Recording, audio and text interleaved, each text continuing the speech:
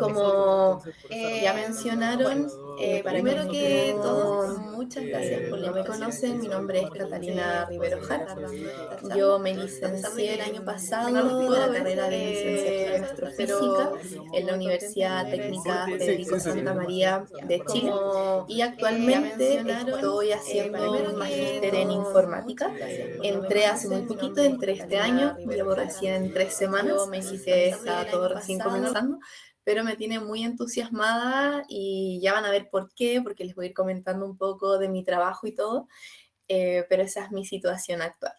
Y hoy yo les quiero contar un poquito de algunas técnicas computacionales, no estoy segura si muchas acá y muchos acá están relacionados con estas técnicas, que es una manera un poco distinta a lo habitual, por llamarlo así, para estudiar el universo. Entonces, bueno, partamos por lo primero. ¿Qué pasa si yo les pido clasificar estas dos imágenes de acá, estas dos galaxias, entre cuál es una galaxia espiral y cuál es una galaxia elíptica? La verdad es que en este caso no sugiere mucha dificultad, es bastante obvio, las imágenes tienen muy buena resolución, la morfología está súper clara, ¿cierto? Y podríamos decir directamente que esta galaxia acá es una galaxia espiral y esta galaxia acá es una galaxia elíptica. Pero ¿qué pasa si en vez de tener dos imágenes, tengo decenas de imágenes que quizás no tengan muy buena resolución y si en vez de, o aunque tengan muy buena resolución, ya se va haciendo un poco más tedioso ir mirando una a una para decir, bueno, esta es una galaxia espiral y esta es una galaxia elíptica. Em, ¿Y qué pasa si en vez de tener decenas de imágenes tengo miles, cientos de miles, millones de imágenes? ¿Qué pasa si yo a ustedes les paso un catálogo con 150.000 imágenes de galaxias o 1 millón de galaxias y lo harían? ¿Las clasificarían ustedes una a una? La verdad es que ahí se vuelve un poco más complicado. Y entonces empezamos a pensar en maneras de cómo podemos automatizar este proceso. Y quizás podría surgir la idea que alguien me diga, bueno, yo me meto a mi computador y escribo un código, ¿cierto? Y le indico ciertas reglas, ok. Si la galaxia cumple con tal y tal condición, entonces la clasifico como espiral o elíptica. Pero la verdad es que eso también es súper complicado porque es muy complejo definir un set de reglas, ¿cierto? Que para poder establecer específicamente el tipo de galaxia que yo estoy observando en la imagen. E incluso van a depender muchas cosas como el ángulo en el que yo estoy observando una galaxia espiral. Entonces, em, se vuelve muy complejo definir o escribir un algoritmo preciso que me pueda resolver este problema. Entonces acá es donde vienen o toman lugar otras herramientas que me van a poder automatizar este proceso de otra forma, como las herramientas de Machine Learning o inteligencia artificial, que yo al poder entregarle una imagen de una galaxia, por ejemplo, este es solo un caso de ejemplo, el algoritmo pueda aprender las relaciones entre los datos y poder distinguir ciertos patrones de tal manera de clasificar las galaxias sin yo tener que darle unos pasos específicos para poder hacerlo. Entonces, bueno, acá nos adentramos un poco en qué es el Machine Learning y creo que es preciso definirlo primero. Este es el gráfico bastante como común que se muestra cuando se quiere explicar qué es el Machine Learning y de manera muy general podríamos denominarlo como una rama o un subconjunto de la inteligencia artificial y dentro del Machine Learning también consideramos el Deep Learning, que son algoritmos de redes profundas. Y la traducción específica de este nombre sería aprendizaje automático, ¿cierto? Yo voy a crear un mecanismo, por así decirlo, que permita aprender automáticamente a hacer una tarea específica que yo le dé. Entonces, estos son algoritmos que van a mejorar desde la experiencia. Ya vamos a definir qué entendemos por experiencia, y es por esto mismo existen diferentes definiciones para lo que es el Machine Learning, como pasa en muchas áreas, que un autor lo define de cierta manera, otra persona lo define de otra, pero todos apuntan más o menos a lo mismo. La definición que yo les voy a mostrar acá es la propuesta por Tom Mitchell en 1998. Es como la definición más estándar, podríamos decirlo. Y bueno, él dice que un programa, se dice que un programa aprende de una experiencia E con respecto a una tarea T y alguna métrica de desempeño P, si su desempeño en esa tarea, medido por la métrica, mejora con la experiencia E. Suena un poco enredado, pero para aterrizarlo usemos el mismo ejemplo de la clasificación de galaxias. En ese caso, ¿cuál sería la tarea? Bueno, como dice acá, clasificación, ¿cierto? Bueno, yo quiero saber si la galaxia es espiral o elíptica, y la experiencia en este caso de estos algoritmos van a ser los datos que yo les entregue. En este caso, las imágenes de las galaxias. Entonces, para entender un poco más este concepto, yo siempre voy a querer que el algoritmo tenga un buen desempeño, es decir, que me clasifique la mayor parte de las imágenes de manera correcta, y eso yo lo voy a cuantificar usando una métrica. Entonces, sí, a medida que yo le voy entregando los datos, que en este caso serían las galaxias, a mi modelo, va mejorando según la métrica que yo escogí en esta tarea, que es la clasificación de las galaxias. Entonces podemos decir que el programa está aprendiendo. Y existen diversos métodos de Machine Learning, cada vez van saliendo algunos más avanzados, y en base a todo lo que ya les expuse, surge la pregunta, bueno, entonces, ¿por qué usar estas técnicas de Machine Learning en astronomía? Y yo creo que la motivación principal, y todas y todos acá lo sabemos, que en astronomía trabajamos con muchos datos, ¿cierto? Datos que han ido aumentando en los últimos años y van a seguir aumentando en el futuro con los telescopios que se han construido, que se van construyendo. Por ejemplo, este es el Vera Rubin, que está en el norte de mi país, de Chile, y este telescopio, realmente la cantidad de datos que va a recopilar es impresionante. Yo me metí, yo no lo tenía muy claro, entonces lo busqué en la propia página del Vera Rubin, y este telescopio recopila cerca de 10 terabytes de datos cada noche. O sea, es una cantidad de datos inimaginables. Yo tengo un disco de 1 terabyte para poder guardar archivos, y aún me queda un montón de espacio, he guardado un montón de cosas ya, y yo, o sea, no me puedo imaginar qué es una cantidad de datos o un telescopio que recopile esa cantidad de datos. 10 terabytes es muchísimo.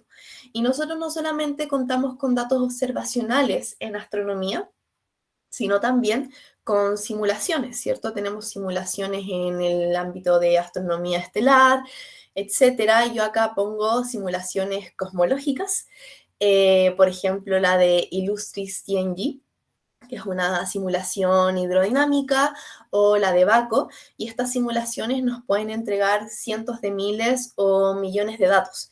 Datos que es difícil analizarlos manualmente, por lo que estas técnicas se vuelven muy beneficiosas para ciertos tipos de investigación. Es más, por la razón que ya les mencioné anteriormente, porque yo no tengo que darles reglas definidas para que me hagan una cierta tarea, y tampoco tengo que asumir una física previamente, sino que estos algoritmos van a poder identificar los patrones por sí solos de los datos que yo les estoy entregando. Entonces, con este aumento de los datos también, si ustedes se van al Astrophysics Data System, al NASA ADS, y buscan la cantidad de artículos que han salido en los últimos años, yo lo busqué con estos 3 nombres, que contengan Machine Learning, que contengan Deep Learning o que contengan inteligencia artificial, pueden ver que hay un aumento exponencial de trabajos que han utilizado estas herramientas en los últimos años. Yo busqué desde los 2000 hasta el 2026 por probar, pueden probar ustedes otro rango de años, pero se puede ver que ya del 2015 en adelante empiezan a aumentar y que coincide un poco con cuando se vienen a establecer estas métodos de Machine Learning y de inteligencia artificial y también, como ya mencioné previamente, con el aumento de los datos. Y acá les pongo ejemplos de artículos que encontré donde se utilizan estas técnicas en diferentes áreas. Por ejemplo, en Extragaláctica, acá utilizan Machine Learning para poder predecir la formación estelar, la masa estelar, la metalicidad de la galaxia, etcétera, para clasificación de AGNs. Y en el área en la que me desarrollo un poquito más yo, que es la conexión a la galaxia, incluso este es un paper de los colaboradores, con los que yo trabajé en el proyecto de investigación, que ya les voy a mostrar en unas slides más. Y en este trabajo lo que hacen es utilizar herramientas de Machine Learning para poder estudiar la conexión entre los halos y las galaxias. Entonces, en base a esto, bueno, también hay estudios en el ámbito estelar, que no los puse, en verdad, en cualquier ámbito de la extragaláctica, de la astronomía, disculpen, que yo tenga datos, puedo usar técnicas de Machine Learning. Entonces, en base a esto, yo me empecé a entusiasmar y me empezó a llamar mucho la atención estas herramientas, y fue con esto que yo trabajé para hacer mi trabajo de tesina, con la que yo obtuve mi grado de licenciada en astrofísica, y que posteriormente con mi profesor, que es Antonio Montero, y con este grupo de colaboradores, pudimos hacer un paper que ya lo mandamos a la revista, está en el proceso correspondiente, ya nos mandó los comentarios el referí, así que esperemos que pronto se pueda publicar. Estoy trabajando en las correcciones ahora mismo, pero lo pueden encontrar en Archive, como se ve acá. Y el título del trabajo resume súper bien, digamos, lo que hicimos, que fue predecir el bias de las galaxias usando Machine Learning. Vamos a entender un poquito esto, no sé si es un término con el que quizás estén muy familiarizados, así que lo voy a explicar de manera un poco general, pero para que se entienda lo que hicimos en este trabajo. Entonces, todo surge desde la premisa de que la materia oscura se distribuye de una cierta manera en el universo, ¿cierto? Pero nosotros no podemos realmente observar el campo de materia oscura y por ende esa distribución. Lo que sí podemos ver es lo que llamamos a los trazadores, por ejemplo, las galaxias. Y hay una cierta conexión entre esta componente visible y no visible, que son las galaxias y la materia oscura. Entonces, podríamos pensar que las galaxias trazan perfectamente el campo de materia oscura, pero como vemos en esta imagen, eso no es así. Por ejemplo, hay materia oscura en ciertas regiones donde no hay galaxias, y es más, las galaxias se van a tender a concentrar en regiones donde hay más materia oscura. Por lo tanto, decimos que las galaxias son trazadores sesgados del campo de materia oscura. Y de este término de sesgo viene el bias que estudiamos en este proyecto de investigación, en este artículo, que es sesgo justamente en inglés. Y en términos más técnicos, lo que me cuantifica es, me compara, digamos, qué tan más concentradas están las galaxias respecto al campo subyacente de materia oscura en una cierta región o a una cierta escala. Entonces, en este trabajo utilizamos un estimador un poco más específico que se denomina bias individual, y utilizamos el formalismo propuesto por Paranyape y Andrés Balaguera y colaboradores. Acá les dejo la expresión matemática, solo para quien esté interesado, no voy a ahondar mucho en ella porque para poder explicarla tengo que explicar también otros términos que no van un poco o no los voy a explicar en esta charla, pero se las dejo ahí. Entonces, básicamente, ¿qué es lo que hace este estimador individual que le llamamos? le asigna un valor de bias a cada galaxia que va a corresponder a cuánto contribuyen al bias que yo mido a gran escala. Y como se ve acá, quiere decir que si yo promedio estos valores individuales en una cierta población, me deberían reproducir lo que yo ya conozco de cómo se vería, por así decirlo, el bias a gran escala. Si bien este es un término que cuesta un poco entenderlo como de manera local, como enfocándome en un valor específico, porque tiene mucho más sentido analizarlo en términos de poblaciones, pero es muy beneficioso porque me permite poder incluirlo en catálogos, como lo hicimos justamente en este trabajo para poder analizar sus relaciones y dependencias con otros parámetros. Entonces nosotros partimos justamente haciendo eso, analizando la correlación de este bias individual definido para las galaxias en función de distintas propiedades de los halos de materia oscura, como lo son su masa, su edad, su concentración, spin, etcétera, y propiedades del entorno, entre ellas distancias a distintos puntos críticos de la Cosmic Web, por ejemplo, distancia a nodos, filamentos, etcétera, y también a las sobredensidades. E incluso notamos que había una correlación importante entre estas sobredensidades que aumentaba con la escala, con el bias, lo cual tenía mucho sentido porque a gran escala una sobredensidad y el bias en sí me miden cantidades bastante similares, por lo cual este resultado no era esperable, digámoslo así. Y bueno, después utilizamos 3 métodos o herramientas de Machine Learning distintas para poder predecir este valor, que fueron un Random Forest Regressor, una red neuronal y un Normalizing Flow. Entonces, lo que hicimos fue comparar el rendimiento de 2 modelos deterministas que les llamamos, que eran estos dos de acá, porque me predicen un solo valor, y un modelo probabilístico que era el Normalizing Flow, que lo que hace es predecirme una distribución de valores. Y por si no quedó claro, predijimos el bias de las galaxias en función de todas las propiedades que ya les comenté anteriormente utilizando estos métodos. Entonces revisémoslo uno a uno como para que quede un poco claro al menos qué es lo que hacen. El Random Forest Regressor, de manera muy general, es un ensemble, es como junta, por así decirlo, árboles de decisión. La cantidad de árboles de decisión que yo quiera, básicamente. En este ejemplo se muestran 2.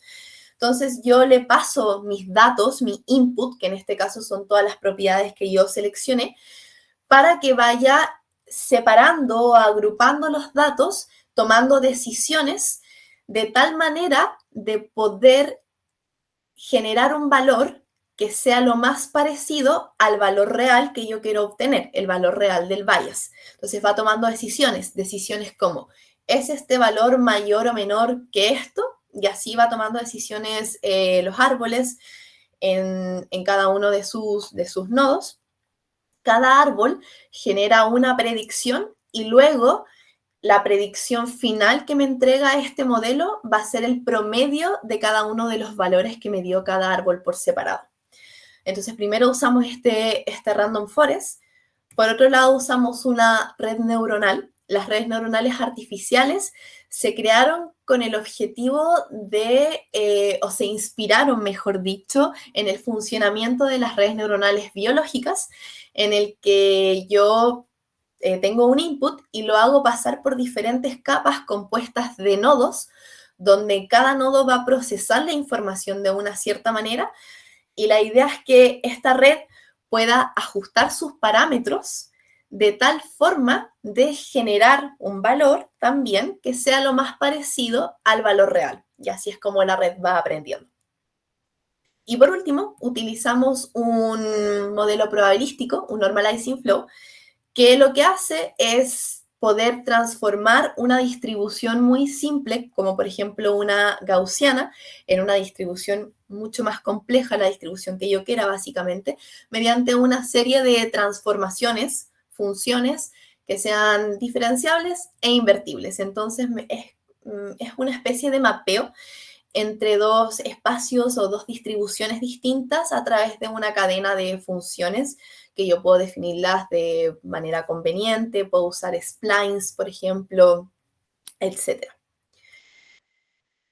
Entonces, uno de los resultados más importantes de nuestro paper es este, que les muestro acá, donde acá podemos ver la predicción de cada uno de los modelos al predecir, valga la redundancia, el bias de las galaxias.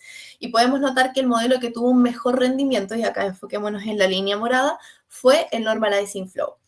Y la interpretación que nosotros le dimos a esto es que este bias es un parámetro que en sí es estocástico, que se ve afectado por procesos aleatorios relacionados con la formación de galaxias, de halos, su evolución, la evolución de las estructuras, entre otras cosas. Por lo tanto, hay una cierta aleatoriedad al predecir también este valor.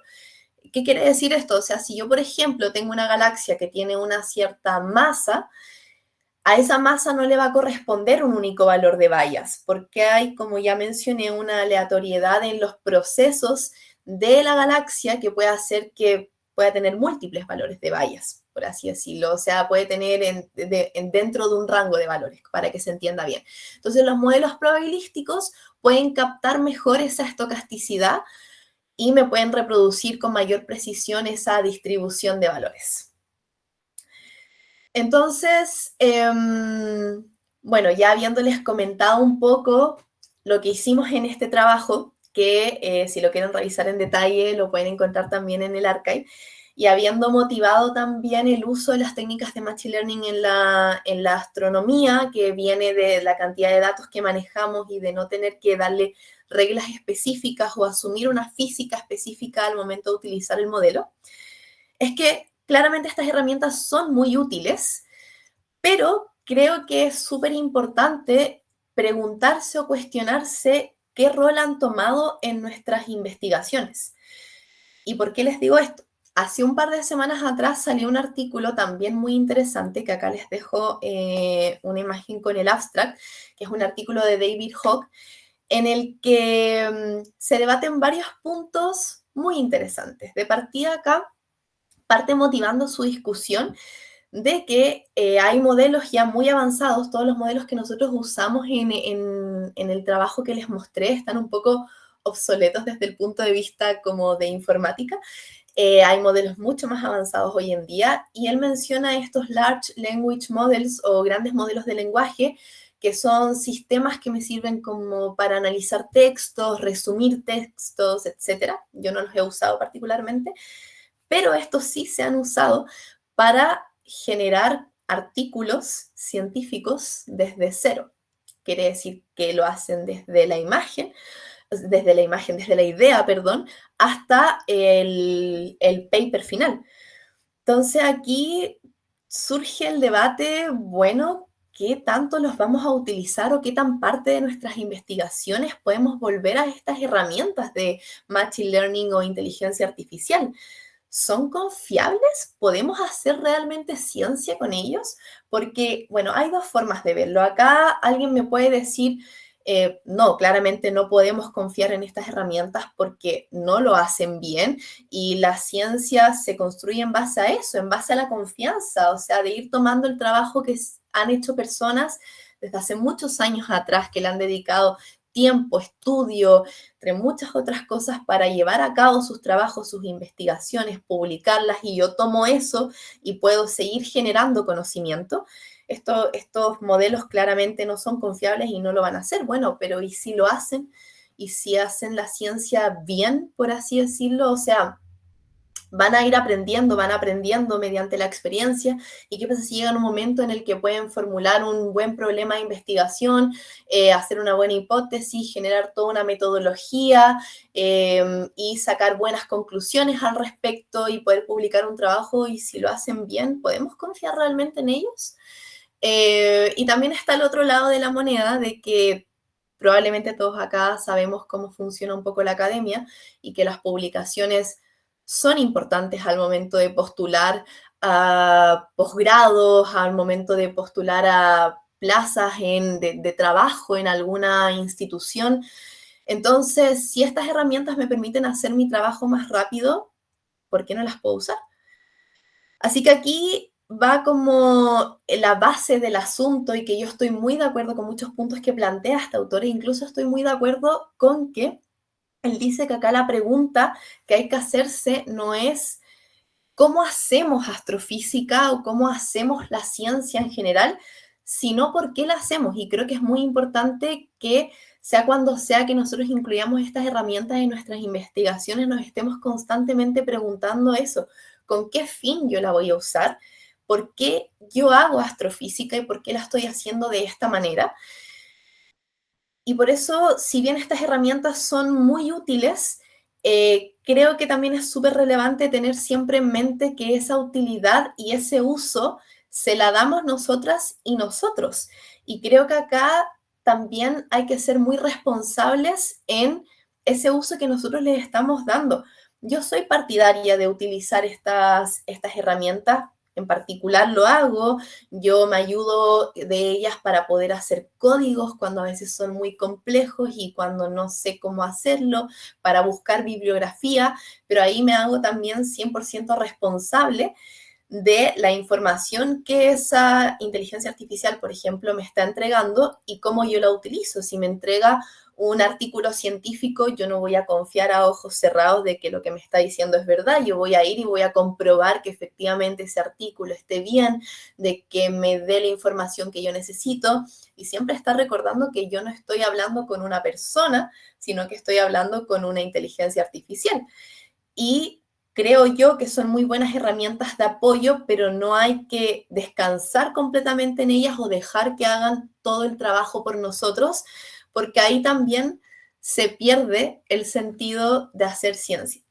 Entonces, espero que, al menos en esta charla, se hayan motivado un poco por poder usar estas herramientas de Machine Learning que son muy útiles, son muy beneficiosas, son también muy interesantes, porque acá las nombré y las expliqué de manera muy general, pero créanme que hay mucha matemática detrás, es un mundo entero, la verdad. Estas herramientas de Machine Learning son un mundo entero, entonces espero que también se hayan interesado un poco más por estas, pero entendiendo que se tienen que usar de manera responsable, sobre todo el uso de la inteligencia artificial, porque esta ya se está instaurando en nuestra comunidad y en la manera en la que hacemos ciencia. Por lo tanto, siempre hay que estar recordando el por qué nosotros hacemos la ciencia y hasta dónde y los límites que le vamos a poner a estas herramientas y a la inteligencia artificial para apoyarnos en nuestro trabajo. Así que espero que se hayan interesado, que les haya gustado y cualquier pregunta que tengan, yo feliz de responder. Muchas gracias por su atención.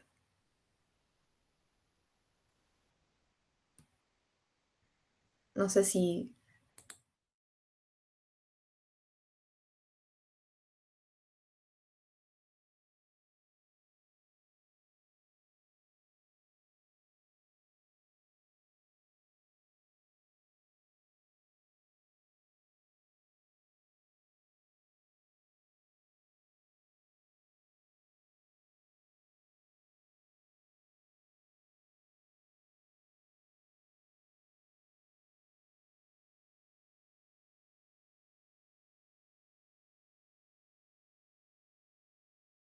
Tipos de redes neuronales. Y Sí, otra pregunta es sobre no sé si conocen el término de repropagación del aprendizaje, o sea, cuando le damos un input a la red neuronal, esta se va como, el parámetro de aprendizaje se va como actualizando, entonces no sé si ese parámetro, qué tanto aprende y qué tanto aprende del ruido, porque está el problema siempre no me acuerdo cómo se llama, el término de como que aprende del ruido. No sé si eso puedes hablar mucho, o si quieres también puedes hablar de un solo sobre la parte ya de las redes neuronales, si gustas, ya que hay sí, mucho sí. tiempo. Sí, sí, hay harto tiempo. Pensé que me iba a demorar un poquito más. Bueno, siempre pasa como que cuando una presenta lo hace más rápido.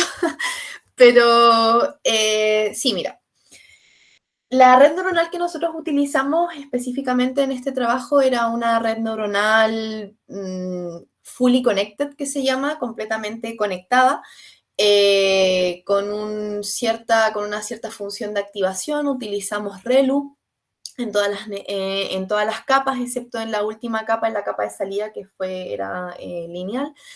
Pero no era una red neuronal como de un tipo específico, como una convolutional neural network u otro tipo, era una fully connected. Ahora, respecto a tu otra pregunta, yo no he escuchado ese término como repropagación, pero sí como, no sé si te refieres a eso como el backpropagation, que es como mandar la información hacia atrás para poder ir ajustando los parámetros de la red neuronal. No sé Sí, si te era refieres. ese. Ah, Sí, ya, es ya. que yo no, los nombres se me olvidan a veces. El bar Sí, sí, propagation. sí. Bueno, o sea, disculpa que olvidé cuál era tu pregunta respecto a eso. Era sobre, es que como sucede eso, entonces la red va aprendiendo de nuestros datos, entonces no sé qué Sí, tan sí. propenso esté al sobreajuste, porque a veces puede aprender la red bastante de ruido, entonces eso, ya que Ah, mira, eh, sí, se puede dar el caso que una red esté aprendiendo del ruido. Lo que pasa es que, ¿cómo aprende una red siempre va a intentar minimizar una cierta función, ¿ya? Entonces, eso es como llamemos eso como aprendizaje. Entonces va a ir ajustando estos parámetros de tal manera de poder hacer que la diferencia entre mis valores reales y mis valores predichos perdón, que la diferencia entre estos dos valores sea la mínima posible, y esa diferencia yo la cuantifico mediante una función que yo quiero minimizar, ¿ya? Eh, Se puede dar efectivamente que durante el proceso de aprendizaje la red pueda hacer overfitting, que es un sobreajuste, que es aprender del ruido. Y para quienes no saben, el overfitting es que la red aprende tan bien en el conjunto de entrenamiento, aprende muy bien las relaciones, pero después no puede generalizar. Entonces, cuando yo le doy datos que no conoce, predice mal. Entonces, es como que mi conjunto de entrenamiento lo hace súper bien porque aprende muy bien las relaciones ahí, pero después cuando yo le paso otro tipo de datos que no ha visto, no lo hace bien. Entonces, se puede dar y hay ciertas técnicas que sirven para evitar ese sobreajuste. Nosotros utilizamos una que se llama el dropout, si no me equivoco. Me parece mucho que sí. Eh, que es como, mira, en este momento no me acuerdo la definición técnica del dropout, si te soy muy sincera, y no me quiero equivocar porque yo lo entiendo como que es que algunas neuronas como que se apagan, pero eso puede no estar muy bien técnicamente, ¿ya? Pero de tal manera que fuerza a las otras como a aprender otro tipo de relaciones, ¿ya? Pero puede que la definición técnica no esté del todo correcta y después la puedo buscar. Bueno, a lo que iba es que hay diferentes maneras de poder evitar ese como sobreajuste que tú las puedes implementar a tu red neuronal. Esa fue una de las que nosotros usamos, pero también siempre tienes que ir chequeando efectivamente si es que hubo overfitting o no. Y ahí puede ser por diferentes factores, o sea, puedo tener que cambiar ciertas cosas de la arquitectura de la red, o quizás, no sé, le pasé datos que estaban ordenados y mejor los tengo que desordenar, porque si están ordenados pueden tener un cierto orden específico que la red aprendió esas relaciones ahí, entonces, bueno, después con los otros no va a generalizar. Entonces eso, o sea, hay como diferentes maneras de evitar ese overfitting, pero eso es algo que pasa en todos los modelos de Machine Learning, de todas maneras, no solamente con la red neuronal, también pasa con Random Forest, también se puede dar con los Normalizing Flows incluso, entonces siempre hay que estar controlando eso, de que no haya overfitting, efectivamente. De que el modelo que yo estoy usando pueda generalizar bien. Eso. Listo, muchas gracias. No sé si alguien tiene una pregunta sobre... ¿Qué consejos nos podríamos dar si queremos utilizar Machine Learning por nuestra propia cuenta? Es decir, si quisiéramos aprender de forma autodidáctica, ¿qué nos recomendaría? ¿O qué errores Pude escuchar. nos propone que evitemos? Me preguntó sobre qué recomendaría que se quiere aprender Machine Learning de manera autodidacta. ¿Eso? Sí, sí. Ya.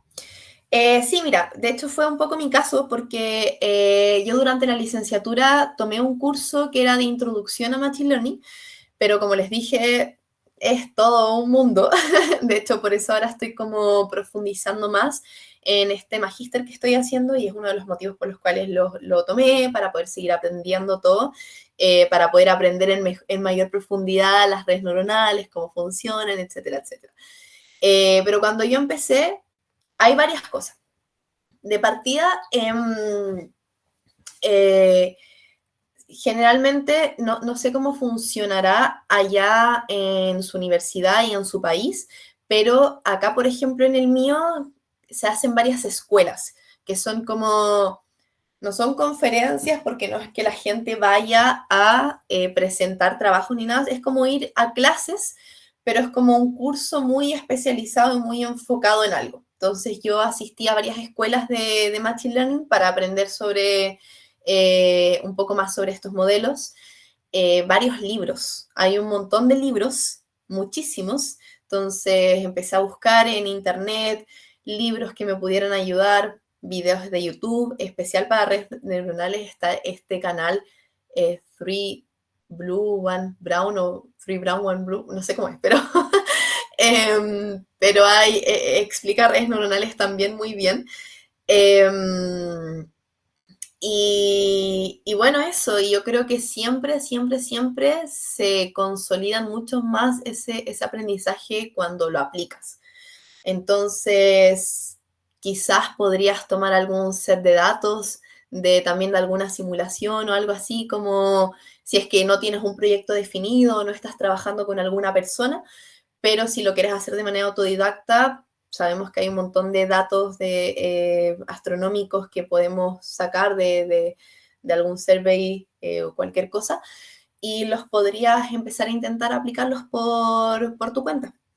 Eso yo creo que es como la mejor manera de aprender o al menos como yo lo hice. En verdad, todos tenemos procesos de aprendizaje distintos también. Quizás lo que me sirvió a mí puede no servirte a ti, pero, pero en mi caso eso, o sea, empecé a leer varios libros, intentar entenderlo, intentar yo aplicarlo. Por ejemplo, este diagrama de acá lo hice yo y lo hice, tuve que leer un montón también para poder hacerlo y para poder entender de redes neuronales y también eso, videos y escuelas e intentar aplicarlo a algún set de datos. A mí me sirvió muchísimo, muchísimo mi proyecto de tesis, que es el que publicamos, porque ahí pude como, no sé, entenderlo mejor al aplicarlo en datos reales.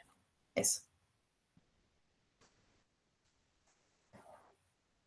Muchas gracias. Aquí tenemos otra pregunta. Uh-huh. Buenas tardes o buenos días, Catherine, me presento, soy Samuel Betancourt y yo tengo una pregunta que es, ¿cuáles son las situaciones correctas en las que podemos utilizar el Machine Learning? Ah, es una muy buena pregunta.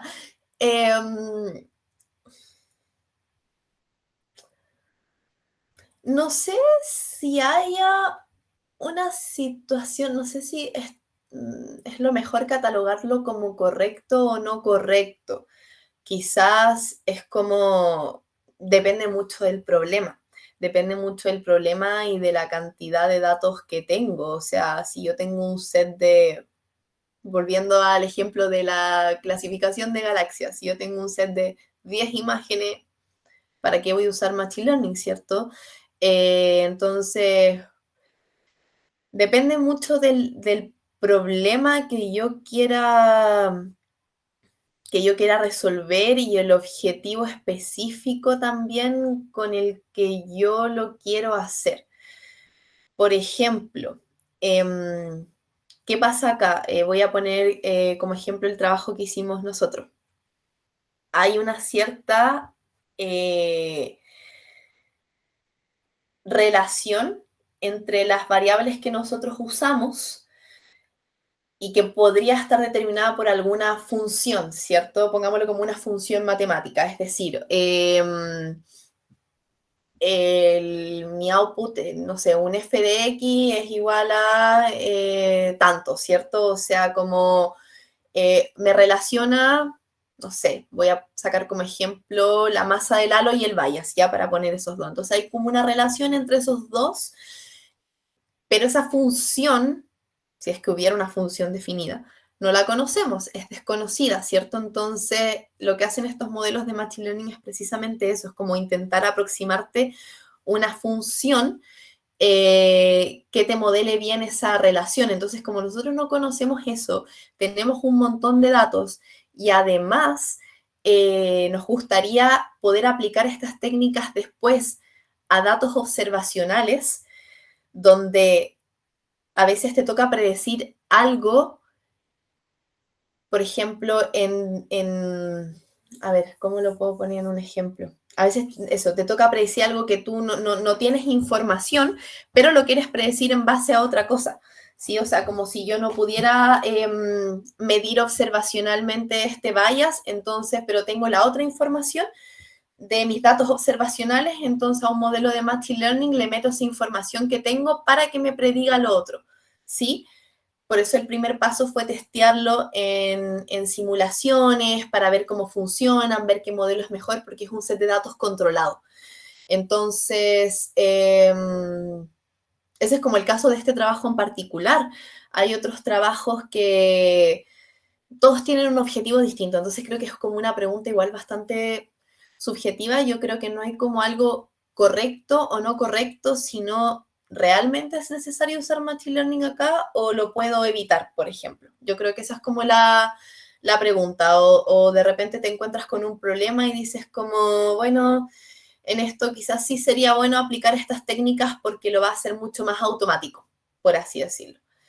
Yo creo que en el fondo es eso, tener en mente que es una herramienta para utilizar en una investigación que te puede ayudar a llegar a un cierto objetivo, nada más. O sea, eh, eso, creo que no soy quien para decir si es como correcto utilizarlo o no utilizarlo en una investigación, pero sí a veces te puedes encontrar con que quizás es necesario hacerlo. Se usa harto, sobre todo, por ejemplo, en cosmología se usa mucho para predecir parámetros. En eso se usa un montón. Y también se usa mucho para clasificación de objetos, sobre todo en temas en el ámbito extragaláctico se usa para clasificación de galaxias o de AGN, como ya vieron. Yo he visto harto de eso. También para ciertos parámetros estelares he visto trabajos como que quieren predecir como es la temperatura de las estrellas y algo más que no recuerdo en base a sus espectros, esas cosas. Entonces, bueno, eso. Y a veces también va a pasar que quizá el trabajo se va a complicar demasiado usando estas técnicas o que no es necesario usarlas y no se usan nada más. Entonces, eso yo creo que siempre la pregunta tiene que ser como, bueno, ¿será necesario o no será necesario? ¿Y qué me puede aportar en mi investigación? Más que sea correcto o no correcto. Y depende mucho, mucho del caso. No sé si respondo un poco tu pregunta, te dejé más con la duda. Ali, ¿tu pregunta? Dale. Sí, sí respondió mi pregunta, gracias. Ah, buenísimo. ¿Podrías preguntarle a qué se refiere con bias balance? Denos un momento, aquí viene otra pregunta.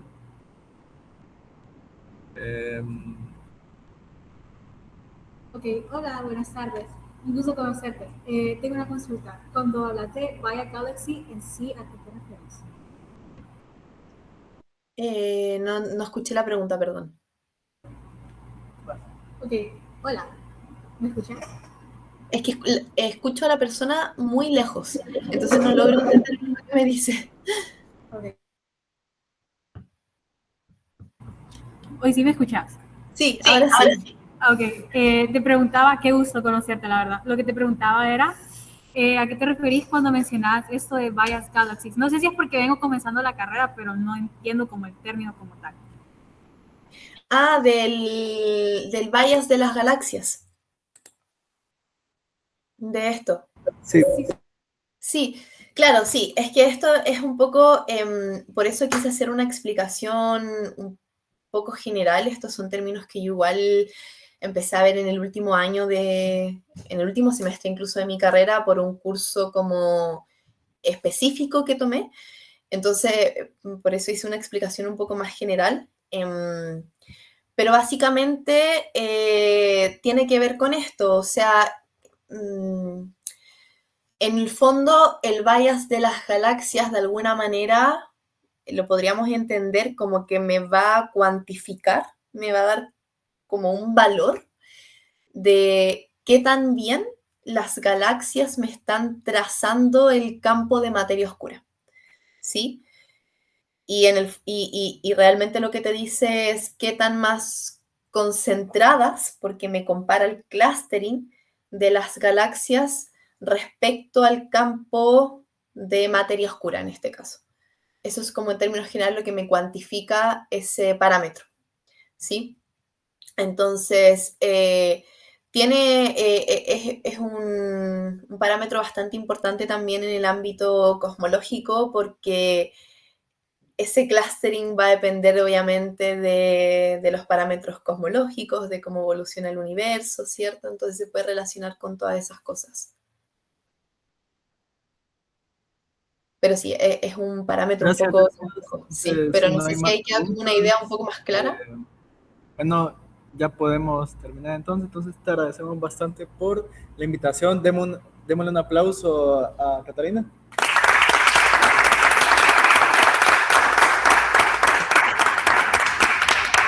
Entonces, te agradecemos mucho y no sé si quieres decir unas palabras finales. Más que, o sea, agradecer nuevamente por haberme invitado, yo feliz de compartir mi trabajo, espero que se haya entendido, espero que les haya quedado ahí el bichito de cuestionarse todas las cosas que les dije, sobre todo de la parte ética del uso de Machine Learning e inteligencia artificial, que es muy importante, y también que quizás les hayan surgido ideas para aplicarlos en sus proyectos de investigación. Si tienen alguna duda me pueden escribir a mi correo, no lo puse ahí, pero no sé si André, que contigo estaba hablando, si se lo puedes pasar a las personas, mi correo, si es que alguna vez tienen alguna duda, me quieren contactar, yo feliz de colaborar, de ayudarles. Y eso, así que nada, nuevamente muchas gracias por la invitación y eso. Espero que estén muy bien.